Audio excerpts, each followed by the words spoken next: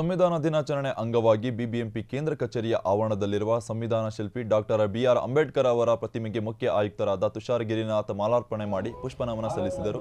ಆ ಬಳಿಕ ಸಂವಿಧಾನ ಪೀಠಿಕೆಯನ್ನು ಬೋಧಿಸಿದರು. ಇನ್ನು ಈ ವೇಳೆ ವಿಶೇಷ ಆಯುಕ್ತರಾದ ಡಾಕ್ಟರ್ ಕೆ ಹರೀಶ್ ಕುಮಾರ್, ವಲಯ ಆಯುಕ್ತರಾದ ಸತೀಶ್, ಉಪ ಆಯುಕ್ತರಾದ ಮಂಜುನಾಥ ಸ್ವಾಮಿ, ಜಂಟಿ ಆಯುಕ್ತರಾದ ಲಕ್ಷ್ಮೀದೇವಿ ಸೇರಿದಂತೆ ಇನ್ನಿತರು ಉಪಸ್ಥಿತರಿದ್ದರು. ಗಣರಾಜ್ಯವಾಗಿ ರಚಿಸಲು ಮತ್ತು ಅದರ ಸದಸ್ಯ ನಾಗರಿಕರಿಗೆ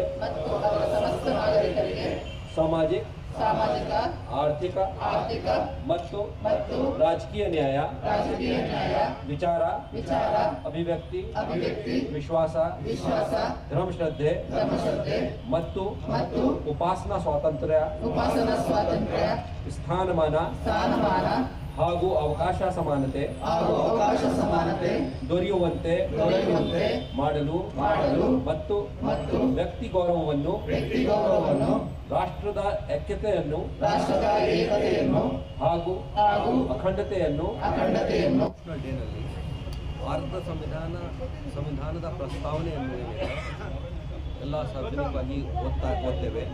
ಅದು ಓದುವಾಗ ಈ ಸಂವಿಧಾನ ರಚನೆ ಮಾಡುವಾಗ ಅದು ಮೂಲ ತತ್ವಗಳನ್ನು ನಮ್ಮ ಮುಖಂಡರು ಮತ್ತು ಬಾಬಾ ಸಾಹೇಬ್ ಅವರು ಇಟ್ಕೊಂಡು ಹೇಗೆ ಈ ಸಂವಿಧಾನವನ್ನು ರಚನೆ ಮಾಡಿದ್ದಾರೆ ಅದಕ್ಕೆ ಫುಲ್ ಸಾರಾಂಶ ಇದರಲ್ಲಿ ಇರುತ್ತೆ, ನಮ್ಮ ಪ್ರಸ್ತಾವನೆಯಲ್ಲಿ ಇರುತ್ತದೆ. ಇದು ಎಲ್ಲ ತತ್ವಗಳನ್ನು ನಾವು ಅಳವಡಿಸಿಕೊಂಡೇ ನಮ್ಮ ಸಂವಿಧಾನವನ್ನು ರಚನೆ ಮಾಡಿದ್ದೇವೆ.